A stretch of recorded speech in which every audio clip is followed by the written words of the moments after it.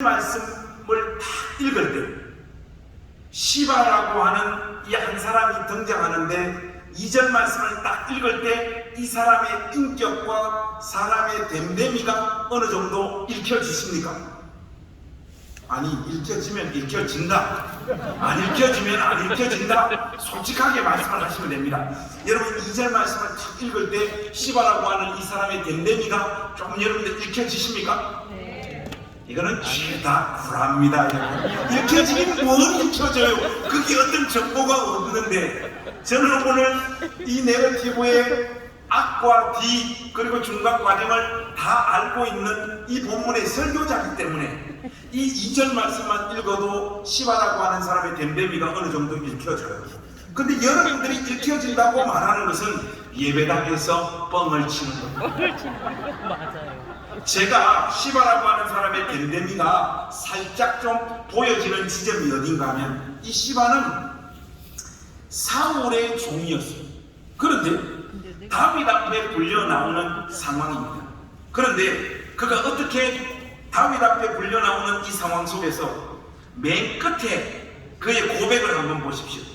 네가 시바냐 하니 이르되 당신의 종이니이다, 이렇게 얘기합니다.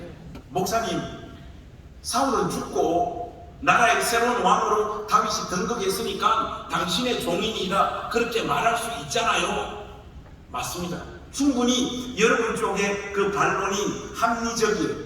그런데 고대 사회에 신하에게 요구되어졌던 제일 중요한 덕목은 불사이군, 오직 한 사람의 죽음만을 섬기는 것. 이것은 신하가 가지고 있어야 되는 가장 중요한 덕목이잖아요. 여러분의 그런 반론도 이해가 되어지고, 하지만은 이 2절 말씀에 등장하는 이 시바는 왠지 누구에게 권력이 있는지, 누구에게 힘이 있는지 여기에 대한 감각이 아주 예민했고, 어떤 순간 누구에게 들러붙어야지 자기 삶의 가장 큰 유익을 자기 손에 쥘 수 있는가, 이런 계산들과 감각들이 굉장히 예민한 사람으로 보여집니다. 어쨌든 이 시바가 이런 모든 정보를 가지고 있는 상황이었기 때문에 3절과 4절 말씀에 보시면 다윗이 거의 똑같은 질문을 조금 변형해서 연속해서 2번 이야기를 하고 있습니다. 여러분 3절 맨 위의 내용과 4절 또 맨 위의 내용을 한번 보십시오. 3절에 보시면 왕이 이르되 사울의 집에 아직도 남은 사람이 없느냐, 이렇게 이번에는 다윗이 질문을 하고 있고, 4절 말씀에 보시면 왕이 그에게 말하되 그가 어디 있느냐, 이렇게 또 묻고 있습니다. 거의 비슷한 질문이죠. 이 질문에 대해서 시바는 사울의 집안에 속해 있는 가족들에 대한 정보를 다윗에게 이야기를 하는데, 여러분 3절 말씀 거기 보시면 요나단의 아들 하나가 있는데, 거기서부터 4절 말씀까지 우리가 한번 같이 읽어보겠습니다. 근데 제가 우리 선생님들께 숙제 하나만 내드릴게요. 특별히 4절 말씀을 읽으실 때는 여러분들이 아무리 집중하고 정신을 차리고 읽어도 그 의미와 뜻을 알 수 없는 단어가 하나 나올 거예요. 그 단어를 한번 찾아보시면서 요나단의 아들 하나가 있는데, 거기서부터 4절까지 우리 한번 같이 읽어보겠습니다. 시작. 요나단의 아들 하나가 있는데 다리 저는 장이다 하니라. 왕이 그에게 말하되 그가 어디 있느냐 하니 시바가 왕께 아뢰되 로드발 암미엘의 아들 마길의 집에 있나이다 하니라. 이 시바는 요나단의 아들 하나가 있는데 다리 저는 장이다. 요나단의 아들이었던 무비보셋이 아직 죽지 않고 살아있음을 지금 이야기합니다. 그런데 이 무비보셋, 사울의 손자였고 요나단의 아들이었던 이 무비보셋은 난리통의 유모가 이 무비보셋이 깐난장이 시절에 업고 뛰다가 애를 땅에 떨어뜨려 가지고 깐난장이 시절부터 양쪽 다리를 다 저는 중증 장애인으로 가장 어린 시절부터 성인이 된 지금까지 이 세월을 통과해온 사람이에요. 여기에 대한 정보를 다윗에게 1차적으로 그의 신체적인 조건이 얼마나 고통스럽고 힘겨웠는지에 대한 정보를 제공을 합니다. 그리고 이제 4절 말씀에 보면 또 다른 정보를 좀 제공하고 있는데, 제가 여러분들에게 내드린 숙제 있죠. 자, 여러분 4절 말씀을 읽을 때 아무리 정신을 차리고 읽어도 여러분들이 그 뜻을 알 수 없는 단어가 하나 있죠. 뭡니까? 여러분들 입모양을 보니까 어떤 분은 노드발, 어떤 분은 안미엘. 그러면 저는 손을 들어보라고.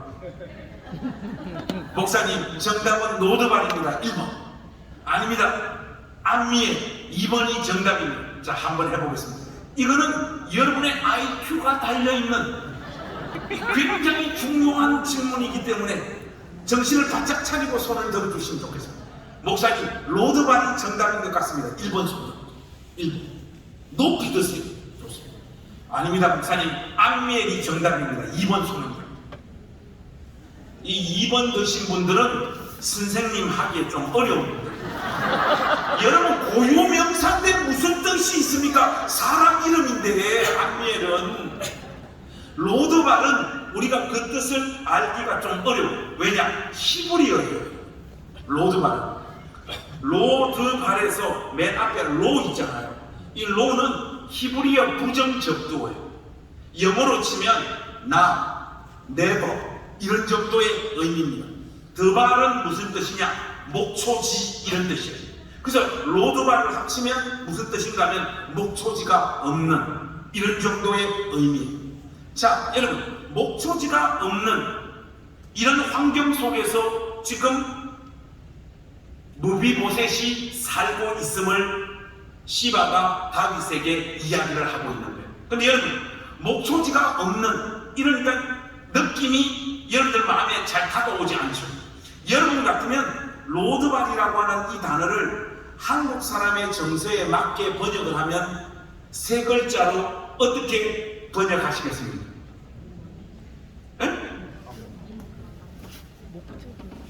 뭘 이렇게 자꾸 군시렁거리세요? 화끈하게 이야기하세요. 틀려도 괜찮으니까. 로드발, 목초지가 없는 유목민들에게 있어서 목초지가 없는 환경 속에서 산다. 이걸 한국 사람의 정서에 맞게 로드발을 세 글자로 번역을 하면 어떻게 번역하면 생생하게 우리 마음에 새겨질 것 같습니까? 황무지? 뭐 좋습니다. 황무지도 있고 또 달구지? 여러분, 제가 해결하겠습니다.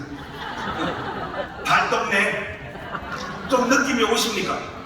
지금 양쪽 다리를 깐난장이 시절부터 다 절면서 한평생을 중증 장애인으로 살아왔던 이 무비보셋이 지금 현재 자기 삶을 영위하고 있는 곳이 어디냐? 우리로 치면 달동네와 같은 척박한 환경 속에서 살고 있는 거예요. 그런데 4절 말씀을 자세히 읽어보면 이 무비보셋이 이런 달동네와 같은 환경 속에서 자기 집에서 살고 있는 게 아니에요. 여러분 4절 말씀 보시면 로드발 안미엘의 아들 마길의 집에 있나이다 하니라. 이런 척박한 달동네와 같은 로드발이라고 하는 곳에서 안미엘의 아들 마길의 집에 얹혀서 자기 삶을 꾸역꾸역 살고 있었던 인물이 바로 무비보셋입니다. 그런데 여러분, 이 성경 말씀이 명시적으로 우리에게 제공하고 있는 이 무비보셋의 이 정보보다 무비보셋의 삶을 훨씬 더 고통스럽게 만드는 한 가지 현실이 더 있죠. 그게 뭡니까? 지금 다윗이 왕이 된 이 시점에 무비보셋의 신분은 반역자예요. 그의 할아버지가 사울입니다.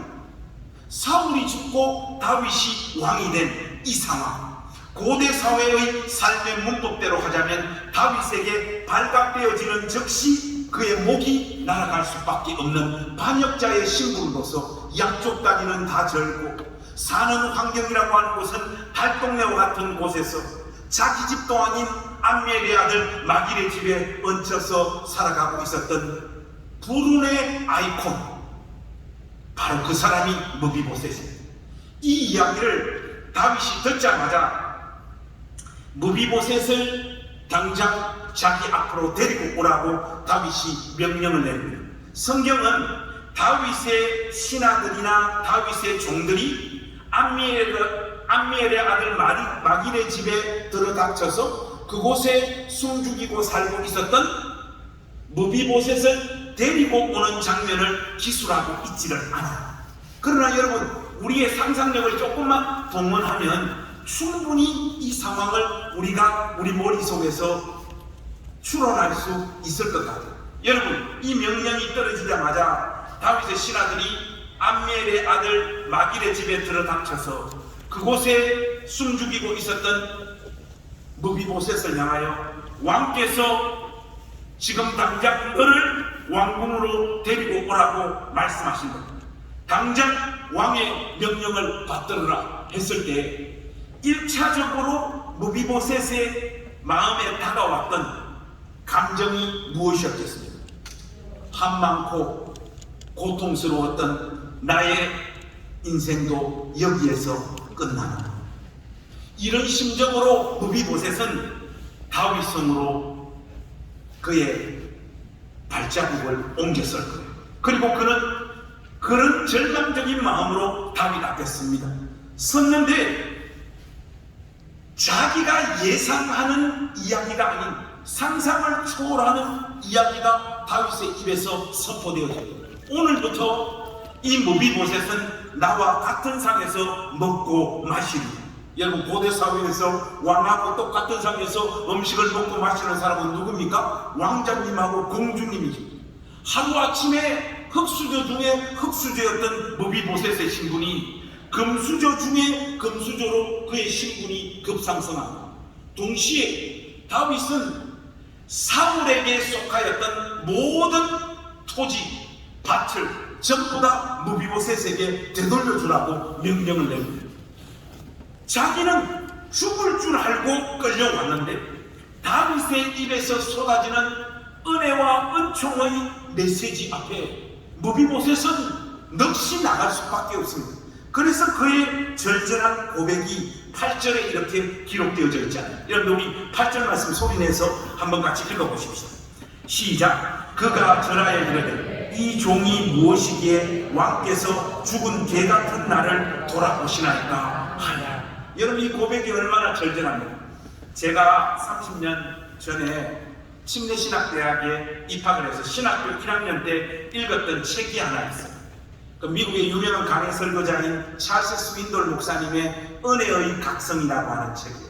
그 책이 사무엘하 9장을 토대로 해서 강해 설교를 펼쳐놓은 책입니다. 그 책에서 찰스 스윈돌이 무비보셋의 이 고백 있잖아요. 어찌하여 죽은 개 같은 나를 돌아보시나이까 하는 이 무비보셋의 고백은 우리가 아무 조건 없이 우리에게 은혜와 사랑을 쏟아 부으신 하나님을 향하여 토해놓아야 할 우리의 고백이다.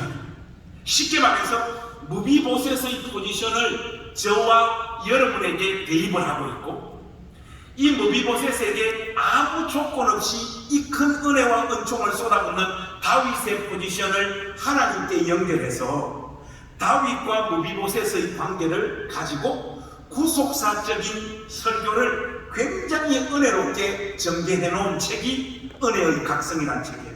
30년 전에 신학교 입학해서 그 책 읽으면서 정말로 은혜를 많이 받았습니다. 그리고 30년이라고 하는 세월이 이렇게 지났습니다. 그러면서 저는 그때 분명히 은혜를 받았는데 지금 저는 찰스 스윈돌의 이런 식의 성경 해석에 동의하지 않는 목사가 되어 있습니다. 저는 스윈돌 목사님의 이 해석은 불가능한 해석이다 그렇게 말하고 싶지는 않지만은, 제가 신학을 공부하고 하나님 말씀을 부지런히 살피면서 확신하게 되어진 내용은 사무엘하 9장은 그 핵심적인 인물이 다윗과 무비보셋이 아니에요. 사무엘하 9장의 핵심적인 인물은 오히려 시바라고 하는 인물과 아무 조건 없이 자기 집에 무비보셋을 거두어서 함께 삶을 살았던 암미엘의 아들 마길, 바로 이 시바와 마길의 삶을 사무엘하 기자는 철저하게 대조하고 있고, 우리로 하여금 이 두 사람의 삶 중에 과연 어떤 삶을 쫓아서 우리도 그 삶을 살아야 할 건가, 거기에 대한 고민과 도전을 안기고 있는 본문이 사무엘하 9장입니다. 이런 의미에서 여러분 10절 말씀 한번 보십시오. 10절 말씀 보시면 10절 말씀 맨 하반절 한번 보십시오. 거기에 보시면 아까 여러분들에게 제가 세 글자로 달동네를 한번 바꿔보라고 했는데 여러분들 중에 맞추는 사람이 없었어요. 그래서 여러분들께 한 번 더 기회를 드리겠습니다. 시바는 아들이 15명이요 종이 20명이라. 여러분 세 글자로 바꾸면 뭘 이렇게 어렵게 생각을 하세요? 시바는 아들이 15명이요 종이 20명이라. 세 글자로 바꾸면 우리나라 말로 다자녀. 이 광주 재밌는 땅이네요. 다자녀 좋습니다. 다자녀 좋습니다. 또 다른 어떤 답은 뭐가 있겠습니까? 넘쳐나. 세 글자라고 말씀드렸잖아요. 뭐라? 알부자. 좋습니다. 알부자 또 대가족. 제가 원하는 답이 안 나왔어요. 중산층. 여러분 이 정도면 금수저는 아닌데 중산층은 됩니다. 그죠? 근데 여러분 한번 생각을 해보세요. 시바는 사울의 종이었어요. 이런 수준의 삶을 영위하고 살 수 있었던 것은 누구의 은혜와 은총 때문이었습니까? 사울의 은혜와 은총 가운데 그는 이런 가정, 이런 가문을 만들어서 사랑구실하면서 살고 있었던 거예요. 그런데 이 시바는 사울의 손자요 요나단의 아들이었던 무비보셋이 암미엘의 아들 마길의 집에 그렇게 불행한 모습으로 살고 있었다라고 하는 정보를 다 가지고 있었음에도 불구하고 이 무비보셋을 향하여 그 어떤 도움도 제공하지 않았다. 사무엘하 저자는 그 사실을 지금 간접적으로 고발하고 있는 거예요. 동시에 이 시바라고 하는 사람의 살아가는 모습과 대조되어지는 한 인물, 암미엘의 아들 마길. 여러분 마길이 단순히 무비보셋을 긍휼히 여겨 자기 집에 거두어 함께 살았더라 하는 정도의 은혜를 무비보셋에게 베푼 사람이 아닙니다. 조금 전에 여러분들에게 말씀드렸잖아요. 무비보셋의 신분은 반역자입니다. 이 사람을 거두어 자기 집에 함께 산다고 하는 것은 마길 역시 자기 목을 걸어야지 갈 수 있는 길이었단 말이죠. 이렇게 시바라고 하는 자의 삶과 암미엘의 아들 마길이라고 하는 사람의 길을 성경은 우리에게 소개하면서 너희들은 과연 어떤 삶을 선택할 것이냐? 하나님께서 오늘 이 밤 전남 노예에 있는 우리 선생님들에게 묻고 있는 것. 여러분 제가 목회를 하면서 교회 가족들로부터 이런저런 기도 제목들을 굉장히 많이 부탁을 받게 됩니다.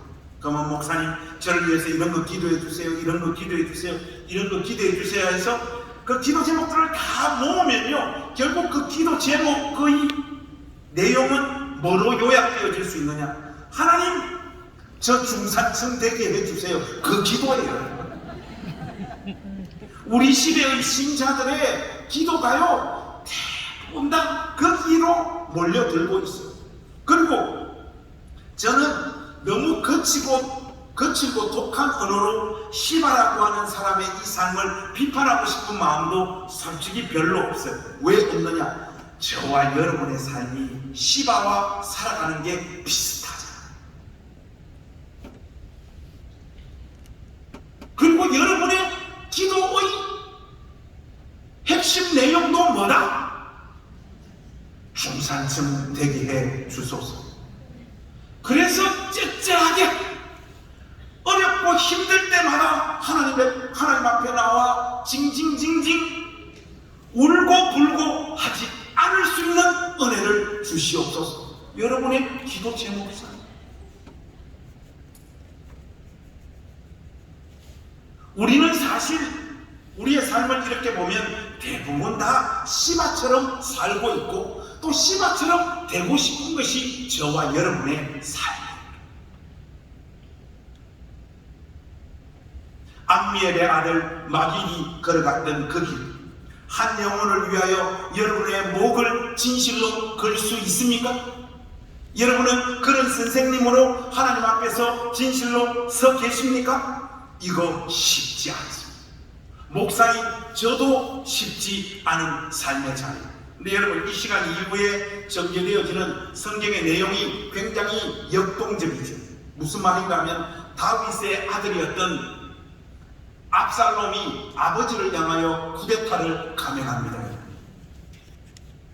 처음에는 압살롬의 쿠데타가 별게 아니었어요. 그런데 다윗의 핵심 책사였던 아히도벨이 압살롬에게로 넘어가 버립니다.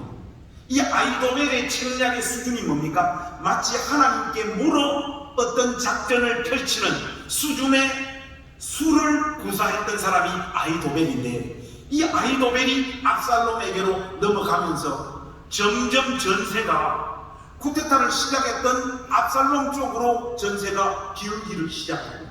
그리고 왕궁을 어쨌든 지키고 붙잡고 있었던 다윗은 압살롬의 쿠데타 세력이 점점 힘을 받기 시작을 하고 세력이 커지다 보니까 왕궁에 더 이상 머무를 수 없는 상황이 되어져.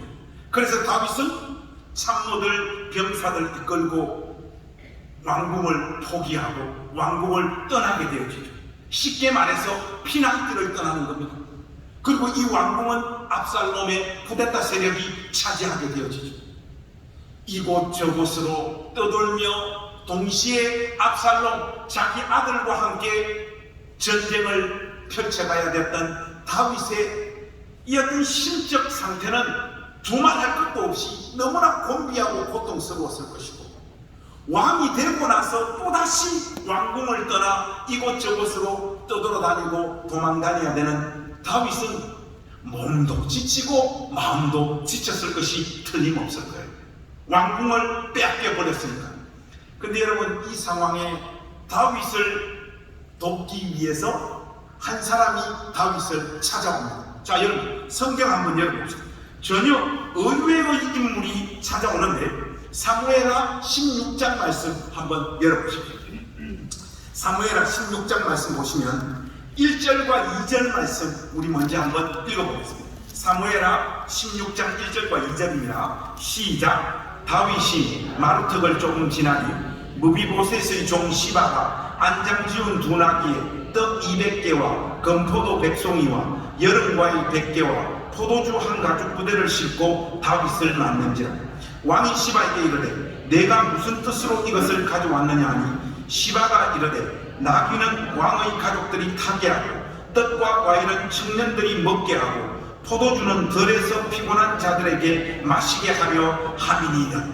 여러분, 우리의 예상을 완전히 빗나간 시바가요, 몸도 지치고 마음도 지쳐있는 다윗을 위로하고 먹이기 위해서 온갖 종류의 음식들을 준비해가지고 이곳저곳으로 떠돌아다니며 도망다니며 전쟁하고 있는 다윗을 찾아옵니다. 이때 다윗은 이 시바라고 하는 인간의 댐댐이를 어느 정도는 파악하고 있었던 것 같아요. 그 증거가 뭔가 하면 여러분 2절 말씀에 보면 왕이 시바에게 이르되 네가 무슨 뜻으로 이것을 가져왔느냐. 다윗이 볼 때도 이 시바라고 하는 놈은 뭔가 얍삽하고 뭔가 속에 히든 모티브, 감추어진 다른 어떤 동기를 가지고 이 음식을 가지고 온 것 같거든. 네가 무슨 뜻으로 이것을 가져왔느냐 하니까 시바는 이 질문을 딱 잡자마자 나귀는 왕의 가족들이 타게 하고 떡과 과일은 청년들이 먹게 하고 포도주는 들에서 피곤한 자들에게 맛있게 하려 함이니 왕이시오. 저에게 무슨 다른 히든 모티브가 있겠습니까? 아들에게 쫓겨서 왕궁을 떠나 이곳저곳으로 떠돌아다니며 또 쿠데타 세력과 싸우는 왕께서 이 음식을 먹으시고 또 왕을 수종드는 이 젊은이들이 이 음식을 먹고 힘을 내어서 압살롬을 무찌르고 다시금 왕궁으로 돌아가는 그 영광스러운 현실을 목도했으면 하는 그런 마음에 제가 이 모든 음식들을 가지고 온 것이죠.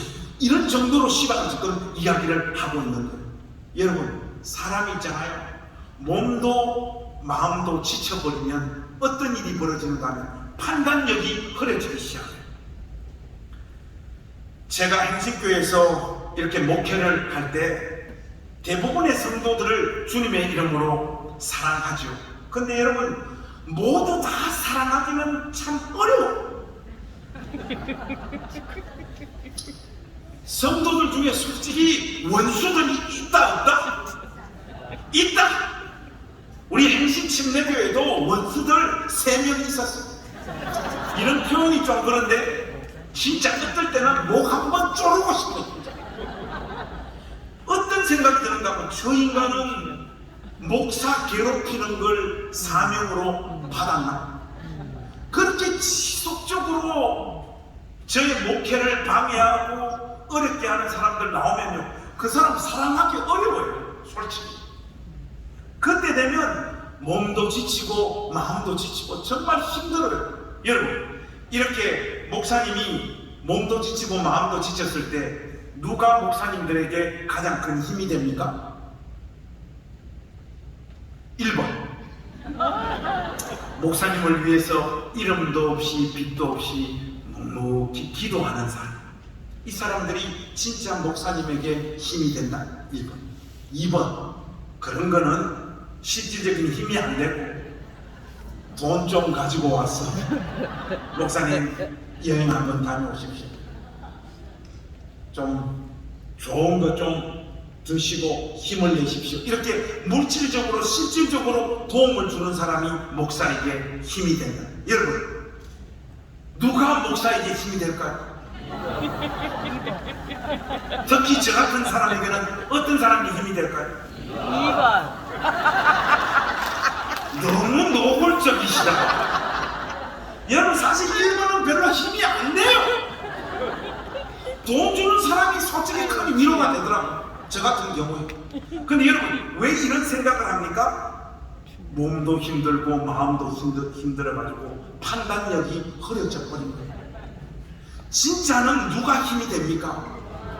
1번이잖아요.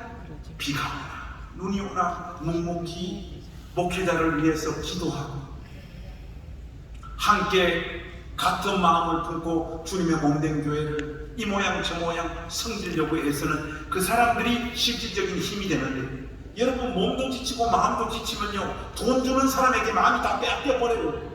답이 또 마찬가지입니다. 네가 무슨 뜻으로 이것들을 가져왔느냐, 그렇게 질문했던 답이시오. 시바의 이 멀쩡한 대답을 딱 듣고 난 다음에 마음이 흔들리기 시작합니다. 그래서 동시에 섭섭한 마음이 다윗의 마음을 장악하기 시작하는데, 여러분, 이 지금 위기 상황에 원래대로 하자면 누가 이 많은 음식들을 가지고 와서 다윗을 도와야 됩니까? 무비보셋이죠. 근데 지금 무비보셋은 안 나타나고 전혀 예상도 못했던 시바가 나타난단 말이에요. 하니까 3절 말씀에 보니까 한번 보세요. 왕이 이르되 내 주인의 아들이 어디 있느냐, 이렇게 묻습니다. 시바야, 다 좋은데 무비보셋은 지금 어디 있느냐, 이렇게 이야기를 해요. 그때 시바가 결정적으로 한번 보세요. 시바가 왕께 아뢰되 예루살렘에 있는데 그가 말하기를 이스라엘 족속 영혼은 내 아버지의 나라를 내게 돌리리라 하나이다 하는지라.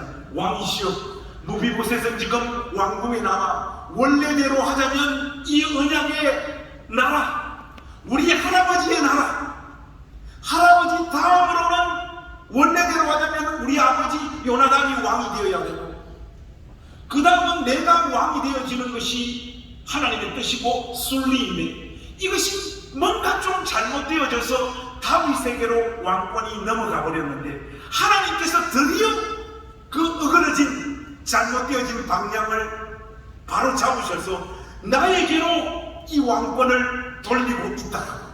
무비보셋은 왕궁에 나와서 그렇게 나팔 불고 있습니다 라고 시바가 지금 거짓말을 하는 거예요.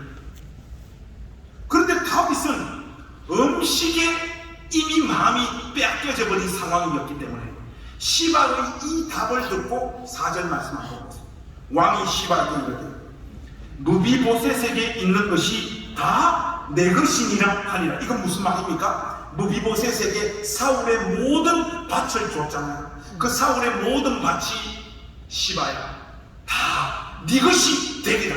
그렇게 지금 다윗이 시바에게 마음이 다 빼앗겨서 그렇게 이야기합니다. 동시에 시바가 이르되 내가 절하나이다. 내 주 왕이여 내가 왕 앞에서 은혜를 잊게 하옵소서 하니라. 여러분, 시바는 이 음식 가지고 올 때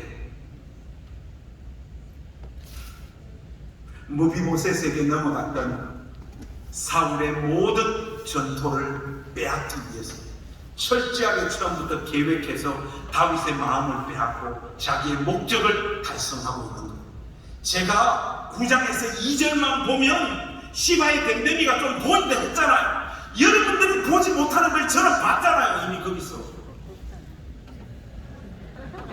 저는 참 이 부분을 보면서 뭘 느끼는가 하면 뜬금없는 이야기인지는 모르겠지만 정말로 하나님의 말씀은 성령의 영감으로 기록되어진 1.1획도 오류가 없는 말씀이 분명해요. 목사님, 뜬금없이 왜 그런 말씀을 하십니까? 이야, 여러분, 성경이 사람 이름 짓는 거 한번 보세요. 시바.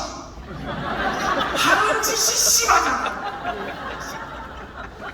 이 사람 그냥 이름만 부르면 이 사람의 댐댐이가 확 느껴지도록. 이거 이상 어떻게 더 잘 이해가 되어집니까? 시바. 저는 욕을 하고 있는 것이 아니라 사람 이름을 발음하고 있는 거예요. 그런 의미에서 우리 덥고 이런데 스트레스도 많이 받는데 우리 사람 이름 한번 발음해 보겠습니다. 제가 하나 둘 셋 하면 시바 한번 해보겠습니다. 하나 둘 셋.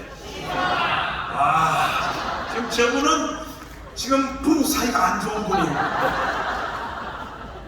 시바는 이렇게 자기의 목적을 탁 달성해버립니다. 그리고 압살롬의 쿠데타는 더 힘을 받기 시작해요. 그리고 다윗은 완전히 나락으로 떨어져요.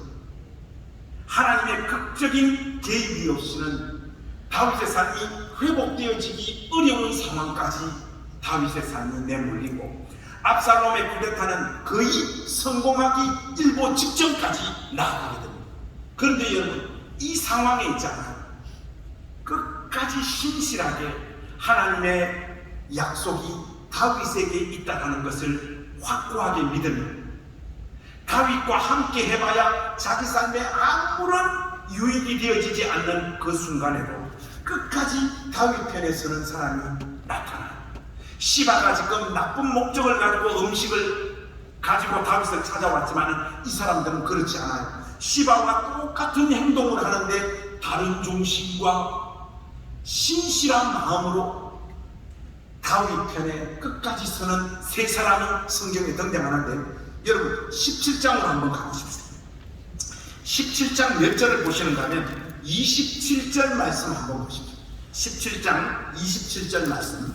자, 여러분 우리 27절 말씀 소리내서 한번 같이 읽겠습니다. 시작. 다윗이 마하나임에 이르렀을 때 암몬 족속에게 속한 라빠 사람 나아스의 아들 소비와 로데발 사람 암미엘의 아들 마길과 노블림 길르앗 사람 바르실레가 28절과 29절의 그 음식 한번 보십시오.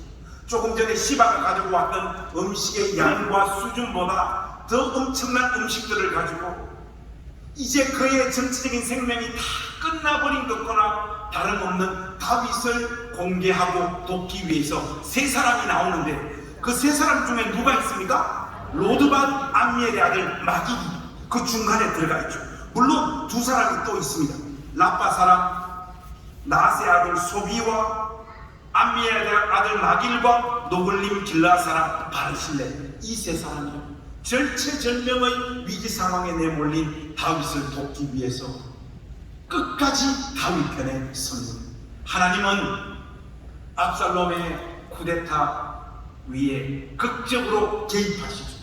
그리고 압살롬의 쿠데타를 꺾어버리십니다. 그리고 다시금 다윗의 지위를 회복시키셔서 다윗 성으로 돌아가게 하시는 은혜를 베풀어 주시잖아요. 다윗이 압살롬의 쿠데타 세력을 다 끊고 왕궁으로 돌아갈 때 누구를 찾는가 하면 이 마지막 순간에 자기를 돕기 위해서 찾아왔던 이 세 사람 중에 가장 연장자이면서 대표자였던 바르실레를 찾아요. 바르실레야, 나와 함께 왕궁으로 가자. 다윗이냐. 이것은 자기 인생의 가장 깜깜하고 어두웠던 그 순간에 끝까지 자기 편에 섰던 바르실레와 나머지 두 사람을 후사하기 위해서 왕궁으로 가자고 하는 거거든요. 그때 바르실레가 왕이시여, 저는 나이가 너무 많아서 왕궁으로 가봐야 왕에게 아무런 도움이 안 됩니다. 내 아들 기맘을 대신 데리고 가 주옵소서. 그렇게 자기 아들을 청구하잖아요. 그러니까 다윗은 바르실레의 청을 받아들이죠.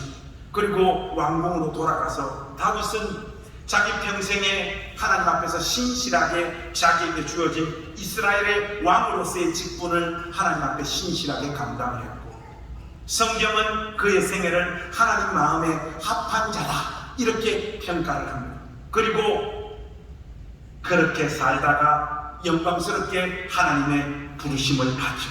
그런데 다윗이 하나님의 부르심을 받는 그 마지막 순간, 죽음을 앞두고 솔로몬을 앉혀서 마지막 유언을 하잖아요.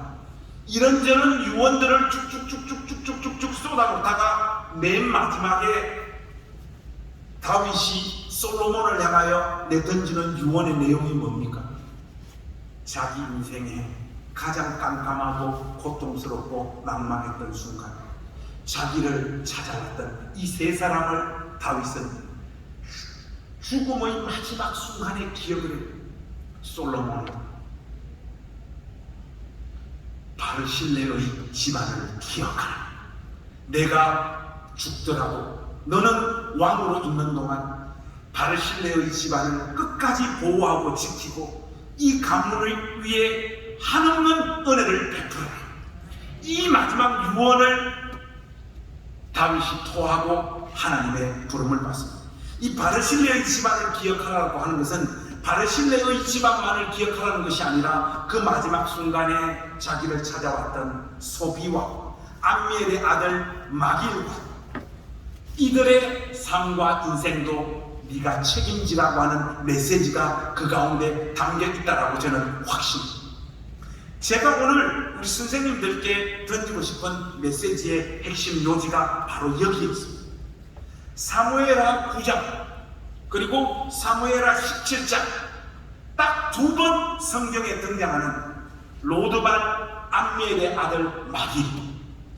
이 마길이 사무엘하 9장과 17장에서 공통적으로 보여주고 있는 모습이 뭡니까?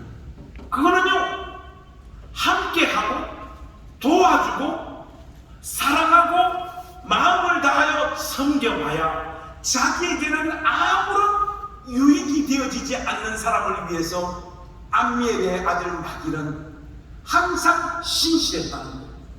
무비보셋을 도와줘봐야 그 반역자를 섬기고 도와주고 자기 집에 거두어 함께 살아봐야 마길에게 무슨 유익이 있습니까? 압살롬에게 쿠데타를 당해가지고 정치적인 생명이 이제 다 끝나버린 인생의 나락으로 떨어지기 일보 직전인 다윗 편에 서봐야 마길에게 무슨 유익이 있습니까? 그러나 마길은 누가 하나님의 사람인지, 하나님의 약속이 누구에게 있는지, 누구를 통하여 하나님의 일이 이루어지는지, 누구를 통하여 하나님의 구속사가 전개되어질 것인지에 대한 예민한 감각이 있었고, 그 감각과 믿음 가운데 어떤 상황 속에서도 자기의 목을 걸어 사람을 사랑하고 끝까지 섬기면서 하나님 앞에서 살았던 사람이 암미엘의 아들 마길입니다. 대부분의 사람들은 다윗을 기억합니다.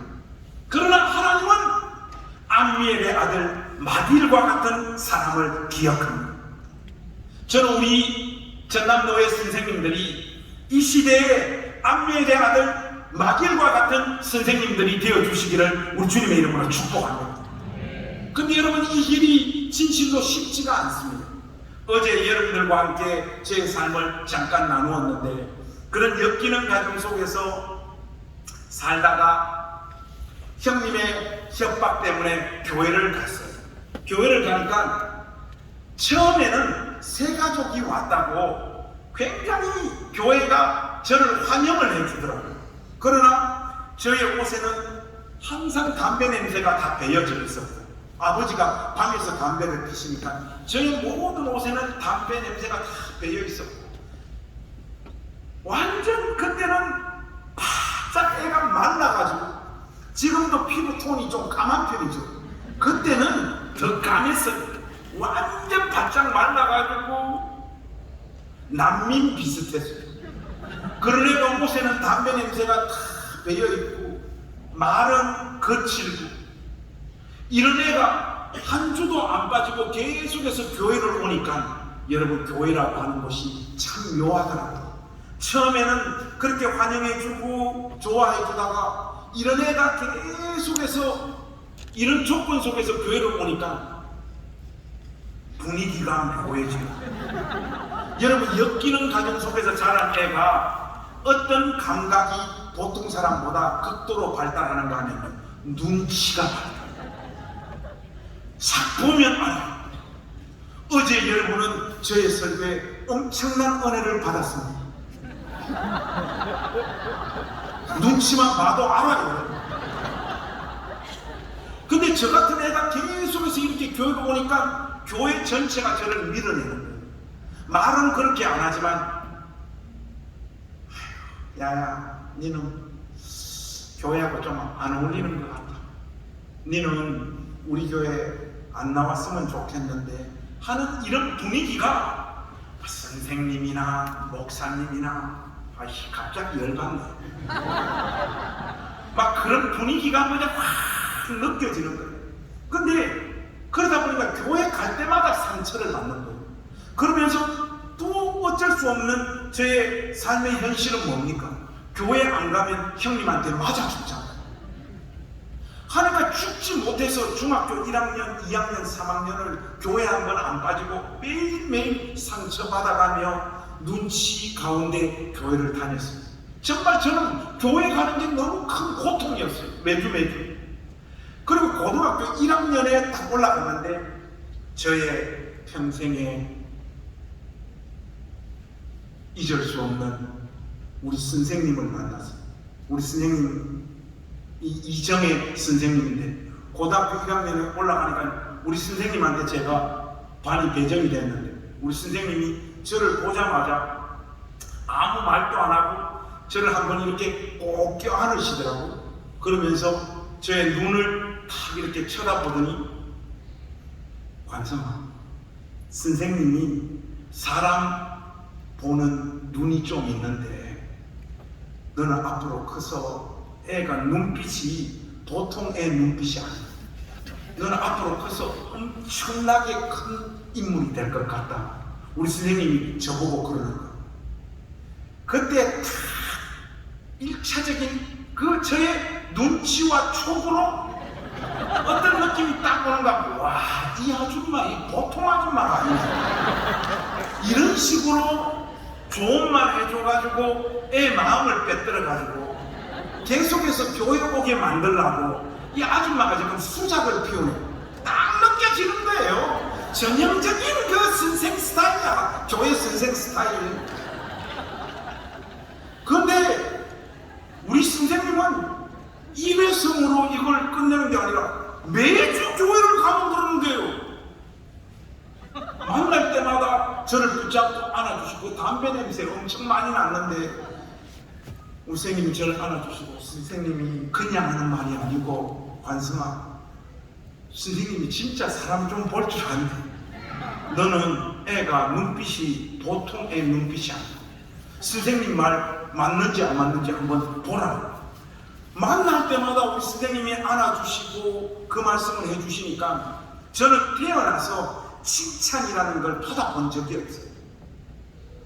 아버지로부터 물리적인 폭력에도 많이 시달렸지만은 언어 폭력에 진짜 많이 시달렸어요. 여러분, 전라도 욕도 허벌나게 겁나는데 경상도 욕도 장난이 아니에요. 우리 아버지 매일 저한테 했던 욕이 두 마디가 생각이 나요. 하나는 수건포로 배지를 쑤셔가지고 배를 갈라 상자를 꺼내가 죽일로 막 이런 욕을 해요. 아버지가 자식한테 할 수 있는 욕이 하잖아요. 어렸을 때는 수건포가 뭔지 몰라요. 커보니까 삽자루가 수건포더라고요. 삽으로 배를 갈라서 상자를 꺼내가지고 죽일. 어떻게 아버지가 자식한테 있는 거야? 제가 아버지한테 제일 많이 들었던 욕이 그거였고, 또 아버지한테 들었던 욕 중에 저게 있어요. 대창나무로 눈가리를 쑤시가지고 눈에서 먹물 빼내가지고 죽여. 여러분, 이거는 뭐 표현하기도 너무 고통스러운 표현이잖아요.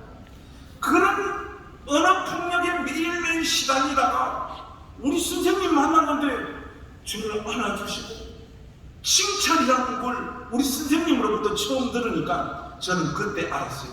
나도 칭찬받고 싶은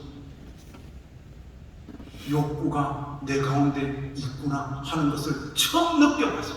고등학교 1학년 되어서 저는 사람으로부터 칭찬이라는 걸 처음 들어본 거예요. 그 말이 간지럽기도 했지만 들을 때마다 저의 마음에 금이 가기 시작합니다. 조금씩 금이 가기 시작합니다. 우리 선생님이 이게 보통 여자가 아니에요. 그때만 하더라도 학교 같은 데 학교 가면 등록금 늦게 내면 전교생이 다 듣는 방송으로 등록금 안 낸 학생 교무실로 오라고 방송 때리잖아요. 그러면 맨 끝에까지 몰리면 전교생 중에 한 3명에서 5명 정도가 등록금 안 내잖아요.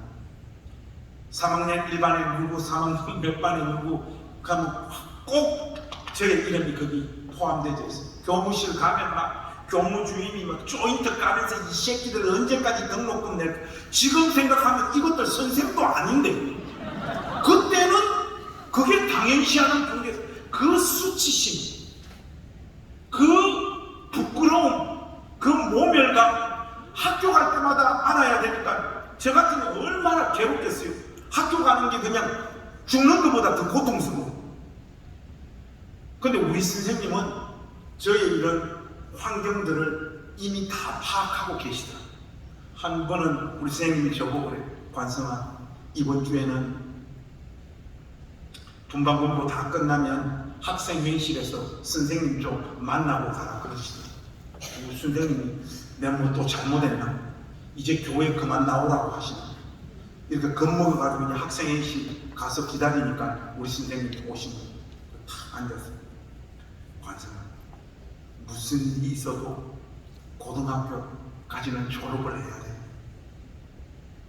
하면서 선생님 가방에서 봉투를 3개를 꺼내시는 거예요.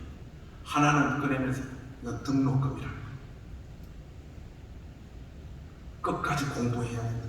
우리 선생님이 제가 고등학교 3학년 졸업할 때까지 매 학기마다 한 번도 빼먹지 않고 제게 이렇게 등록금을 챙겨주시고, 그리고 또 봉투 하나를 주시더만 학생이 학교 다닌다면 기본적으로 학용품 같은 거 다 갖추어요. 요 봉투를 가지고는 가방도 사고 노트도 사고 지우개도 사고 샤프도 사고 기본적으로 이걸 다 갖추어요.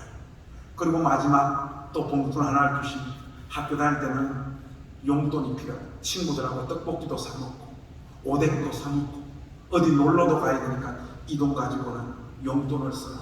우리 선생님이요, 매 학기마다 학생회의실로 불러가지고 저를 위해서 기도해 주시고 저를 이렇게 품어주십니다. 하니까 이 마음에 막 지진이 일어나기 시작하는 거예요. 저도 모르고. 많은 분들이 목사님들 설교 듣고 인격적으로 예수님 만나고 회심하는 일들이 많잖아요. 저 같은 경우에는 선생님의 사랑에 1차적으로 제 영혼이 쪼개졌고 그런 상황 속에서 우리 선생님이 가르치는 그 하나님 말씀이 진짜 이런 사람이, 나를 정말 진심으로 사랑하는 이런 사람이 하나님 말씀이라고 말하는 것이 거짓말일 리가 없다 하는 이런 확신 가운데 저는 선생님하고 분방 공부를 하면서 인격적으로 예수님을 만나게 됐어요. 한 번도 저의 손을 우리 선생님이 놓은 적이 없어요.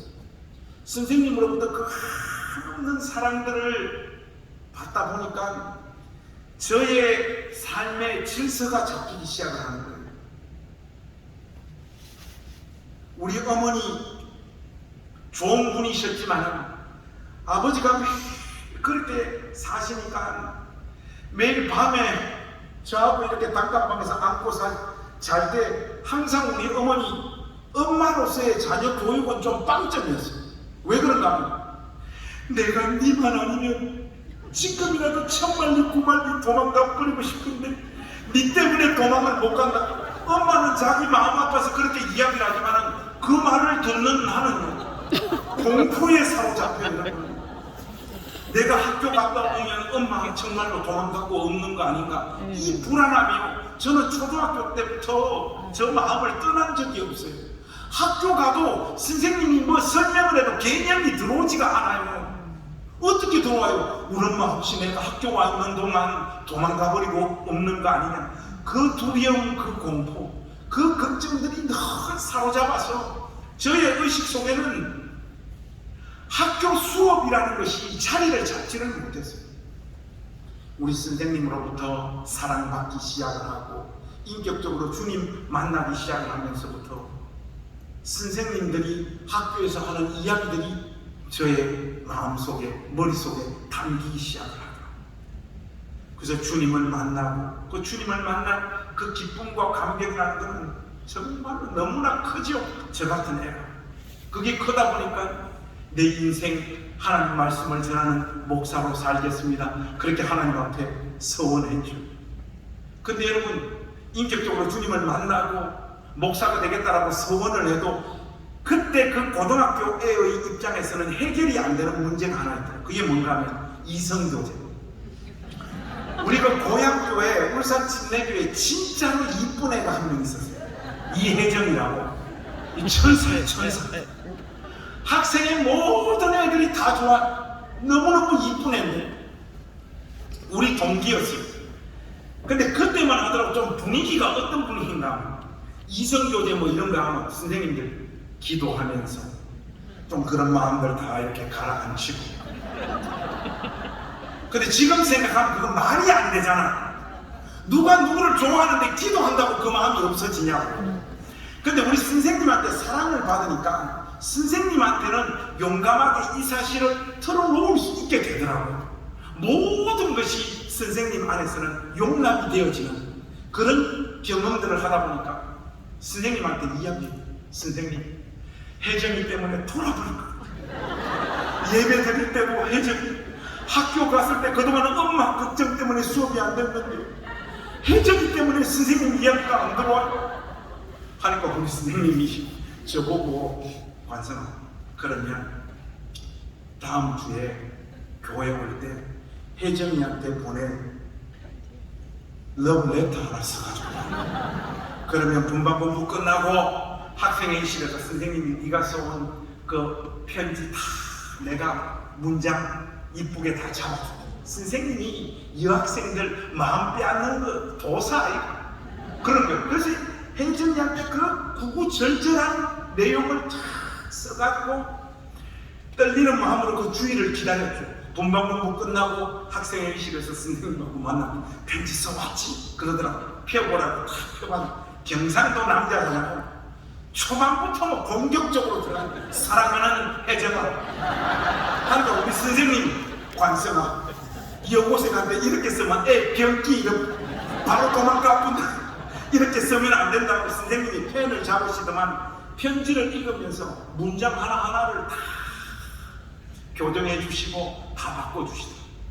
누가 읽어도 보드랍고 마음을 빼앗길 수밖에 없대. 잠깐 이거 이쁜 편지지 않았어. 구해가지고 다시 이쁘게 그대로 옮겨줬고, 선생님이 네 혜정이 좋아한다는 이야기 듣고 혜정이 수업 몇 시에 마치고 어디에서 버스 내리는지 선생님이 다 알아봤다. 우정동 그 우체국 앞에 6시 반에 울산 여상 애들은, 울산 여중 애들은 여중 여상 다 고기 내린다니까 관상아 고기 딱 내렸다가 기다리면 혜정이 온다.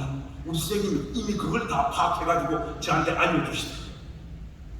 선생님이 가르쳐준 대로 편지지 다 옮겨 적어요. 그 앞에 다 기다리고 있는데 진짜 혜정이가 그 시간에 딱 내리더라고요. 이거 뭐 되게 부끄럽고 이러죠. 혜정아 이거 편지 주고 도망왔죠. 그 편지가요, 지금 혜정이는 딴 놈 만나가 잘 살아요. 안 먹혔어. 근데 그 사건을 지나면서 우리 선생님이 저를 기르시고 가르치는 그 방식이 마치 하나님이신 예수님께서 인간의 몸을 입고 우리와 같은 존재가 되셔서 이 세상에 오셨잖아요. 우리 선생님은 저한테 성경적인 어떤 개념, 교리, 성경적인 메시지를 가르치실 때 선생님의 시각에서 저에게 뭔가를 가르치고 전달하는 적이 없었어요. 저의 위치, 저의 생각, 저의 포지션으로 다 내려오셔서 다 저의 심정에서 하나하나 가르쳐 주시고 또 기르시고 돌보아 주신다. 그렇게 선생님 사랑이 또 더 깊게 이렇게 다가오더라고요. 그렇게 우리 선생님 밑에서 고등학교 1학년, 2학년, 3년 동안 저는 사랑받으면서 그 시절을 통과했어요. 하버드 대학교 최근 통계를 보니까 이런 게 있어요. 양쪽 부모님으로부터 어떤 아이가 사랑받지 못하더라도 특정한 어떤 사람으로부터 지속적으로 사랑받은 아이는 절대로 비뚤어지지 않는다. 저는 솔직히 말해서 좋은 부모님을 만난 사람은 아니에요. 그러나 고등학교 1학년 때 만났던 우리 이정혜 선생님으로부터 3년 동안 너무 많은 사랑을 받은 결과로 여기에 지금 와 있는 거예요. 고등학교 3학년 때 이제 신학교 시험 쳐서 합격해서 대전으로 가는데 선생님이 교회에서 좀 보자고 그러시더라고요. 이제 그 다음날 대전으로 떠나야 되는 날입니다. 교회에서 선생님을 만났는데 선생님이 그러시는 거예요. 관성아, 선생님 인생의 전성기가 언제였는지 너 아니? 이렇게 물으시더라고요. 선생님 솔직히 키도 작고 인물이 없는 편이니까 시집가게 됐을 때 아, 나도 살았다, 내 인생에 이제 전성기가 시작됐다, 그렇게 느끼셨을 것 같은데요? 하니까 아니라는 거예요.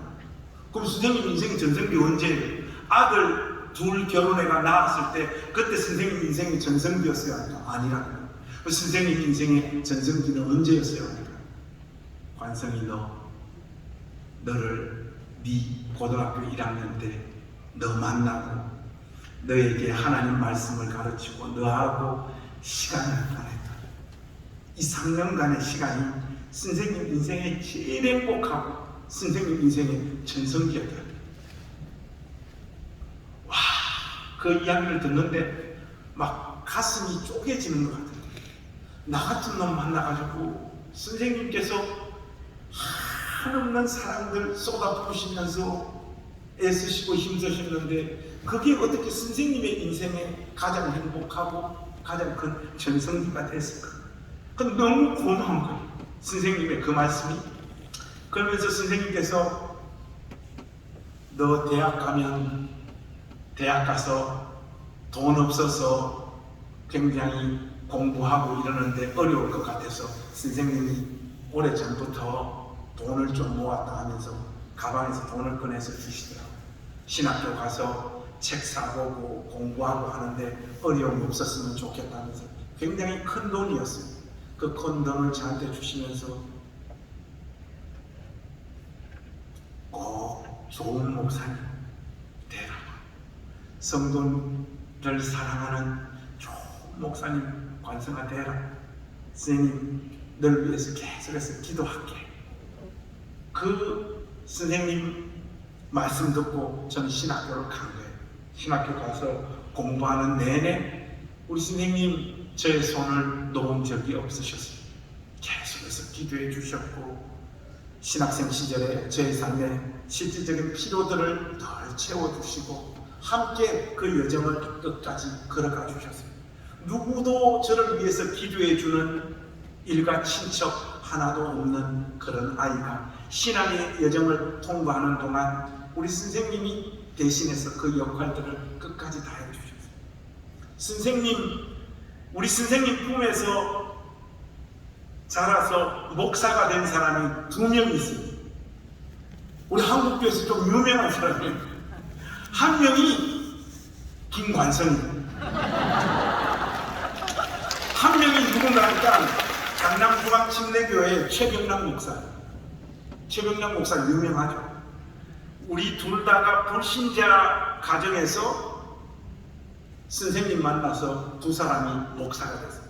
최 목사는 미국으로 유학을 갔는데 우리 침례신학대학 역사상 미국으로 유학 간 목회자 중에 제일 성공한 목회자가 됐어요. 달라스에 있는 세미안 교회, 지금 달라스에서 제일 큰 교회죠. 모든 교파를 다 통틀어 가지고 그 교회를 건강하게 성장시킨 목회자예요. 근데 둘이 동기였는데 최 목사는 미국으로 가서 그렇게 인생이 이렇게 올라가, 저는 영국으로 유학 갔다가 한국 와서 개척을 했는데 어제 그 비참함을 여러분 다 들으셨어요. 저의 인생은 그 두 사람의 인생이 이렇게 가는 거예요. 나는 왜 이럴까? 그럴 때마다 그 목사가 된 제자인데도 우리 선생님 저한테 전화를 주세요. 관성아, 마음을 지키기 때문에 작은 교회 목사로 사는 거야. 마음을 팔아먹으면 큰 교회 목사가 되는 거야. 저를 위로하신다. 분명히 저하고 통화 끝내고 난 다음에는 최병락한테 전화해가지고, 병락아 생각보다 관성이 저거 등신이 돼. 우리 선생님은 분명히 맞춤형으로 그렇게 이야기하셨군요. 근데 저의 목회 여정에 어려운 나날들, 그 돈, 무슨 돈이 있어요. 그 돈 쪼개가지고 계속해서 돈 보내주시고 기도해주시고, 관성아 괜찮다. 하나님 앞에서 마음 지키고 신실하게 목회하면 그걸로 충분한 거다. 괜찮다. 끝까지 잘 가라. 잘 가라. 큰 목회 여정에 함께 해주셨어요. 우리 선생님. 그렇게 최 목사는 그런데 저는 뭐 어제 도시 빌면단 막 그렇게 목회를 하다가 2013년도였나? 12년도였나? 본질이 이긴다. 제가 책을 한 권 썼어요. 시간이 하도 남아 돌아가지고. 근데 이 책이요, 제가 알기로 20세가 넘게 지켰는데 여러분만 안 읽었어요. 이게 본질이 이긴다 그 책이 나오고, 이 책이 막 그해 기독교 출판 시장을 흔들었어요. 여러분 원래 일반 서적들은 많이 팔려도 기독 서적들은 2,000권 팔리면 베스트셀러예요. 5,000권 팔리면 초대박. 10,000권 넘어가는 책은 한 해 한 권 나오기가 어려워요. 기독교 출판 시장이. 그런데 그때 2013년도인가 12년도가 그 본질이 이긴다 나왔던 그 해 10,000권 넘은 책이 3권이 나와요. 한 권이 제가 그때 출판 관계자로부터 들은 이야기인데, 분당 우리 교회 이찬수 목사님이죠. 근데 이분은 따져보면 반칙인 게 자기 교인들이 사주면 10,000권이야? 이런 건 그 순위에 넣으면 된다 안 된다? 안 된다. 그리고 또 한 번 만권 넘은 분이 누군가 하면 선한 목자교회 유기성 목사님이죠. 이것도 반칙이다 아니다? 반칙. 그때 우리 교인들이 할머님들 다 끌어모아가지고 20명도 안 되더니 그의 본질이 이긴다가 2만 권이 넘게 팔렸어요. 근데 그 책이 나오고부터 시작해가지고 저의 인생이 막 이상하게 굴러가기 시작한 여기저기서 막 설교 초청이 쏟아지고 이제 책들이 알려지니까 교회 부흥이라는 게 그게 참 우습더라고요. 뭐 기도하고 뭐 이런 게 부흥의 요인이 아니고 알려져야지 부흥이 되더만. 전도를 안 해도 그냥 매주 사람들이 막 와요. 그 우리 아담 했던 예배당은 이미 다 가득 찼고, 한 번은 그 CBS 새롭게 왔었어요. 거기 좀 나와달라고 하더라고요. 저는 서울말을 못 쓰기 때문에 못 나가요. 하니까 목사님 사투리로 해도 괜찮으니까 나오시라는 그래서 설득되어가지고 나갔어요. 나갔는데 거기도 나가고 또 뭐 CTS 거기도 뭐 대담 하는 게 있었어요. 아마 그 프로였을 거예요. 거기 딱 나갔는데 나가서 이제 대담하는데 여자 아나운서가 뭐 어린 시절 제 삶도 막 묻고 뭐 최성규 아나운서가 뭐 이런저런부터 묻다가 갑자기 선생님 우리 이정혜 선생님 이름을 한번 불러보라고 하는 거예요. 그래서 방송 지금 한참 되는 상황이었는데 이정혜 선생님 이렇게 부르니까 울산하고 전화 연결을 해요. 그 여자 아나운서가 우리 선생님 보고 그러는 거예요. 선생님 김 목사님 학생 때 어떤 아이였습니까? 하니까 제가 우리 선생님 처음 만났을 때 지금 저보다 조금 어린 나이였고 지금은 70이 훨씬 넘은 할머니시죠. 이 할매가요 방송을 알아요. 저를 거의 사도 바울법으로 끌어올렸거든요. 김 목사님은 그때부터 애가 눈빛이 달랐어요. 눈빛이 애가 막 창피해가지고 죽을 것 같더라고요. 저 뭐 거의 사도 바울 돼버렸어요. 쫙 끌어올리고 그 다음 질문하는데 우리 선생님한테 김 목사님은 어디가 그렇게 사랑스러웠냐고 하니까 우리 선생님이 그러시더라고요. 저한테는 친아들이 둘이 있는데 나는 내 친아들보다 김 목사님이 더 사랑했다. 와, 그 이야기 듣는데 막 눈물이 터져버리는데 제가 견딜 수가 없다. 선생님 친아들들보다 저를 더 사랑해 주죠. 이런 선생님이 어디 있어요? 그 저도 울고 사회자들도 울고 녹화가 중단돼서 울고 다시 녹화했던 기억이 지금도 생생합니다.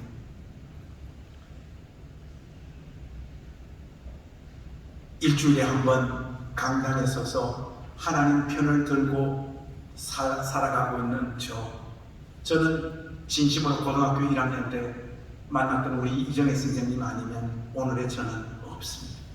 선생님 때문에 여기 와 있는 거예요.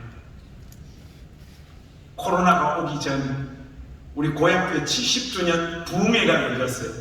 그 해 부흥회 강사가 요즘은 한 사람이 3일, 4일을 하지 않고 매일매일 강사가 이렇게 바뀌더라고요. 그 해는 우리 고향교회가 배출한 조금 목회를 잘하는 목사님들을